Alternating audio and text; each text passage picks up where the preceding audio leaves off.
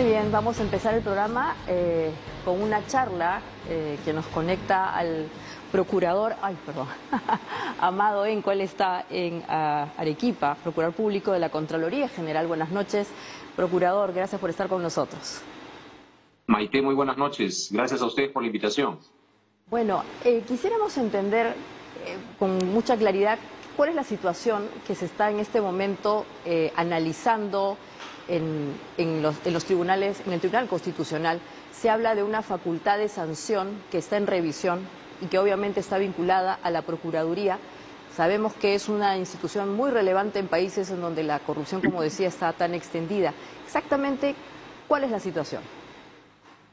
Bien, para ponerles en contexto, bueno, el día de hoy ha habido una serie de audiencias por cargo del Tribunal Constitucional aquí en su sede en Arequipa, y una de las causas ha sido esta, la 26-2021, que no es otra cosa que, digamos, ha llegado a la instancia ya de alegatos finales de los abogados frente a una demanda de inconstitucionalidad que presentó el Ejecutivo, ¿no? A fines de julio del año 2021, casi cerrando el gobierno del señor Sagasti, ¿no es cierto?, implementó esta acción legal, ¿no? Una acción de inconstitucionalidad contra la ley 31288. Esta ley es importante porque esta ley, que fue dictada precisamente y fue publicada el 20 de julio del año 2021, lo que hizo fue restituirle a la Contraloría General de la República su potestad para poder sancionar conductas infractoras en materia de responsabilidad administrativa funcional. Para decirlo mejor, en términos más sencillos, Maite, lo que hacía la ley era corregir algunas observaciones que hizo el Tribunal Constitucional en el año 2018. En el 2018 hubo una sentencia que indicaba que era necesario que la Contraloría General de la República, para ejercer su potestad constitucional de sanción en materia administrativa funcional, ¿no?, debía de tipificar adecuadamente todo el conjunto de conductas infractoras. Entonces, esta ley, te menciono, que ha sido materia de demanda de inconstitucionalidad, precisamente lo que ha hecho es cumplir con un mandato del Tribunal Constitucional, ¿no?, para poder ejercer adecuadamente la potestad sancionadora de la Contraloría General de la República. Pues bien, desde nuestro punto de vista, la ley es constitucional, cumple rigurosamente con lo que el mismo Tribunal Constitucional ordenó en aquella ocasión. Hay 32 conductas infractoras perfectamente definidas, claras y precisas, que determinan en realidad comportamientos violatorios de normas específicas por parte de malos funcionarios y servidores públicos en ejercicio de funciones, y que constituyen a criterio de la ley y a criterio, por supuesto, del Congreso de la República, que fue el que sacó la ley, digamos, conductas graves y muy graves, para las cuales ha previsto una sanción de inhabilitación. ¿Por qué es importante? Porque esto permite fortalecer el sistema de lucha contra la corrupción en el país.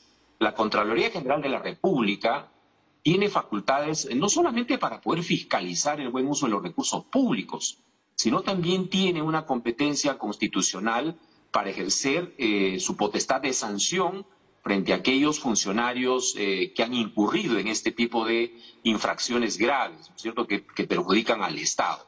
Entonces, estamos en el escenario, Maite, de que nuevamente cierne, digamos, una amenaza con esta demanda de que la Contraloría General de la República se vea una vez más impedida de ejercer un mandato constitucional, ¿no? Por eso esa es la relevancia del caso, ¿no? Nosotros confiamos plenamente en atención a que esta demanda en realidad no tiene consideraciones jurídicas atendibles. Tal vez las motivaciones hayan sido de carácter políticas, en las cuales yo, por supuesto, no voy a ingresar a analizarlas porque no es materia de debate a nivel del Tribunal Constitucional.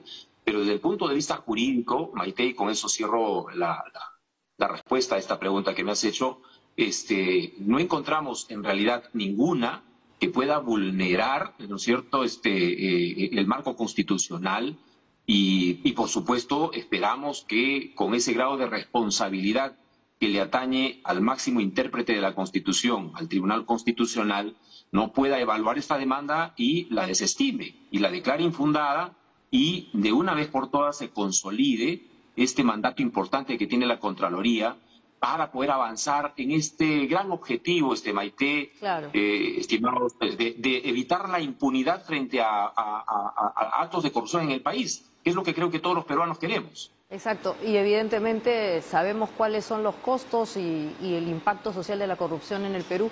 Ahora, pero para entender mejor, esto es una situación que está de alguna manera poniendo en controversia al Poder Ejecutivo y al Parlamento.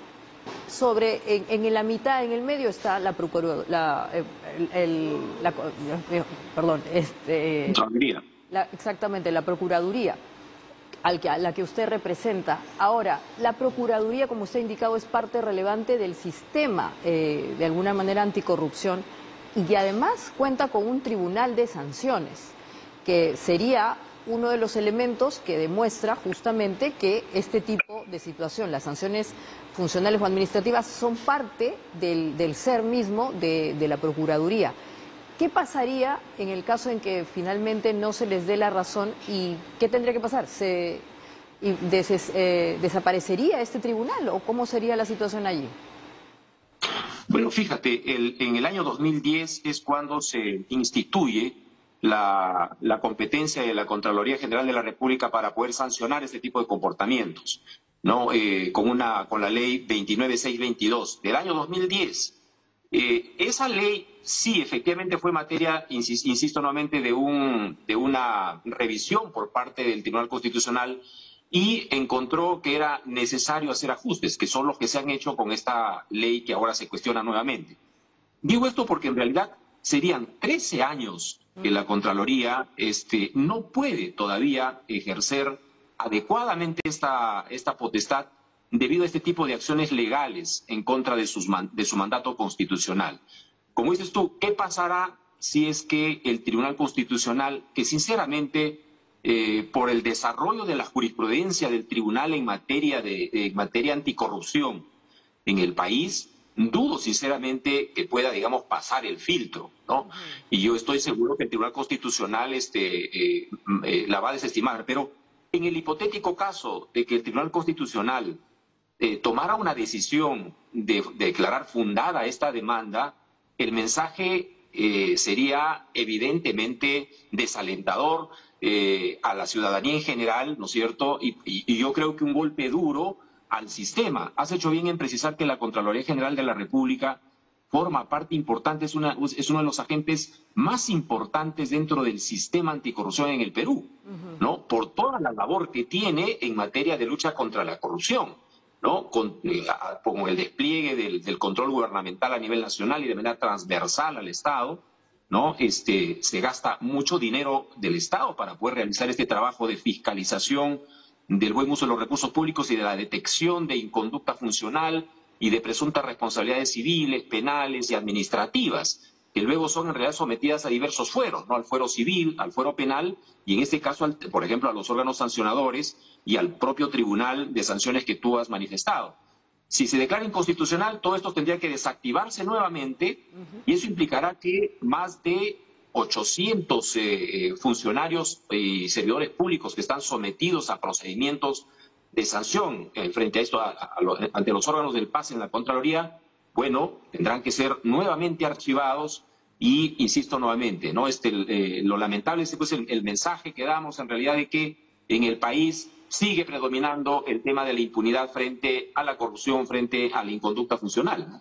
Exactamente. Estos casos que está mencionando en el supuesto en que se desactiva este tribunal de sanciones y obviamente con él la competencia de la Contraloría, ¿qué destino tendrían? ¿Se archivan y bueno, y ahí quedaron? ¿O habría directamente posibilidad de que el Ministerio Público o alguna otra entidad los abra, actúe en relación a ellos? Mira, lamentablemente estos casos pasarán al archivo y no habrá forma, porque también no olvides que operan plazos de prescripción. Plazos de prescripción existen para poder entablar acciones civiles, hay plazos de prescripción para las acciones penales y hay plazos de prescripción también para poder instruir por este tipo de infracciones graves. Entonces, si esto se desactiva nuevamente, los casos quedan en el archivo, eso casos que por constituir conductas infractoras y no son en realidad comportamientos que puedan tener relevancia penal, no van a ser posibles de ser vistos en el ámbito penal. Entonces, se pierde prácticamente la posibilidad de administrar justicia, administrar justicia en el ámbito administrativo funcional, y los únicos favorecidos serán los instruidos, los investigados, y el único perdedor nuevamente será el Estado, ¿no? De todas formas, para entender, en estos casos puntuales que estamos mencionando y que están viéndose en este Tribunal de Sanciones de la Contraloría, ¿no podría ser que estos casos vuelvan a sus respectivas entidades y ahí sean sancionados, observados? ¿Cuál es el rol que cumpliría el Ministerio Público en el escenario en que lamentablemente no se le reconozca esta potestad a la Contraloría? Bueno, algunos casos que están, de los que he mencionado, tienen también, es verdad, un correlato penal, es decir, tienen recomendaciones para acciones penales, algunos, no todos. Otros tienen, por ejemplo, recomendaciones para poder implementar demandas de indemnización, o sea, aquellas infracciones normativas que han generado perjuicio económico al Estado, tienen recomendaciones para implementar demandas en la vía civil. Esas acciones continuarán, ¿no? Pero en el ámbito administrativo, por ejemplo, salvo que se pueda encaminar para que sean vistos por las propias entidades a través de sus órganos que ven, por ejemplo, los procedimientos administrativos disciplinarios, ¿verdad? Pero ya no habrá posibilidades, Maite, de aplicarles, por ejemplo, la sanción de inhabilitación. Esta es una sanción, digamos, importante, porque a través de esta sanción, que solo lo puede hacer el órgano sancionador y el Tribunal de Sanciones de la Contraloría, lo que hace es retirar al funcionario público que ha incurrido en falta grave y no puede, digamos, y se desvincula del Estado, ¿no es cierto? Es decir, lo distancias por el tiempo que dura la sanción de inhabilitación y no puede ingresar al Estado, ¿no? Ahí radica la importancia de esta facultad o esta potestad que tiene la Contraloría, ¿no? Entonces, Y es el lo que va a único... permitir que estas personas sigan trabajando, ¿no es cierto? Y hay faltas graves, o sea, digamos, conductas graves que se sanciona, por ejemplo, el tema de perjudicar al Estado en las contrataciones públicas, ¿no es cierto? El apropiarse de recursos del Estado, el permitir que se perjudiquen los bienes del Estado, el tema de falsificaciones en procedimientos administrativos, ¿no? Situaciones que pueden estar involucradas con afectación al medio ambiente. O sea, hay una serie de situaciones que quedarían en la absoluta impunidad, ¿no? Sí, solamente por curiosidad y obviamente porque es importante, este Tribunal de Sanciones obviamente debe regirse por normas éticas y obviamente de independencia, pero ¿quién garantiza la independencia del Tribunal de Sanciones de la Contraloría? Bueno, fíjate, a ver, para conocimiento de toda la ciudadanía, cuando se instituye un poder sancionatorio dentro del Estado, se tiene que garantizar que los órganos responsables de administrar este tipo de procedimientos y sancionar este tipo de comportamientos tienen que cumplirse con una serie de criterios, como es el tema de la imparcialidad y la independencia y la autonomía en el ejercicio de sus funciones, como tú bien has señalado.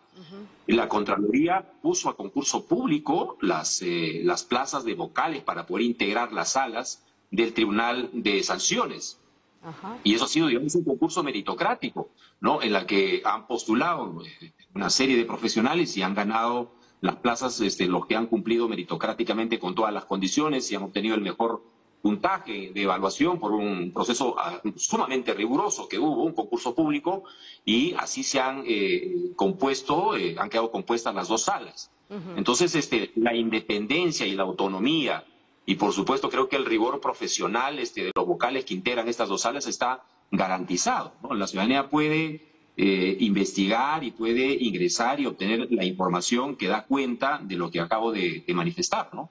Pero además, Maite, hay que señalar lo siguiente, que cosa que no ocurre, por supuesto, quizás en otros ámbitos del sistema de justicia, pero en el ámbito del sistema de justicia administrativo, como es del que estamos hablando, si es que algún funcionario público de repente considera que, bueno, pues, no, está en desacuerdo con la sanción de inhabilitación que se le ha impuesto a través del tribunal, de acuerdo a ley, pueden recurrir al Poder Judicial para que se revise su sanción. ¿no? Estas sanciones son revisables en sede judicial a través de procesos contenciosos administrativos. Por lo tanto, las garantías de derecho a la defensa, ¿no es cierto? Las garantías del principio de legalidad, de proporcionalidad de las sanciones que se imponen, ¿no? Del acceso a la tutela judicial efectiva, si es que ellos consideran que es necesario que el Poder Judicial revise la sanción, están dadas en realidad, ¿no? Como debe ser en un Estado democrático de derecho, ¿no? Exactamente. Bueno, muy interesante y le agradezco en verdad la aclaración que nos ha hecho de este caso que es muy relevante. Cualquier medida que ayude justamente a eliminar la corrupción en el Perú por los costos sociales, económicos, etcétera, es necesario conocerlo y obviamente acompañarlo. Así que muchas gracias y buenas noches. No, muy buenas noches y gracias nuevamente a ustedes por la invitación. Perfecto. Bueno, hemos entendido más la situación. Es complicado porque cuando uno habla de un tribunal piensa que básicamente tiene que estar en los fueros del Poder Judicial o del Ministerio Público. Este es un caso muy particular porque estamos hablando de sanciones administrativas sobre funcionarios públicos. Es un tema que seguramente requiere mayor abundamiento y obviamente lo veremos en alguna oportunidad aquí también en Diálogo Abierto. Y después de la pausa vamos a hablar con un científico, un experto en lactancia. Él es el doctor Rafael Pérez Escamilla, así que no se vayan, vamos a conocer qué relación hay entre este tipo de nutrición y la vida futura de los adultos cuando son adultos y no cuando son niños. Bueno, ya volvemos.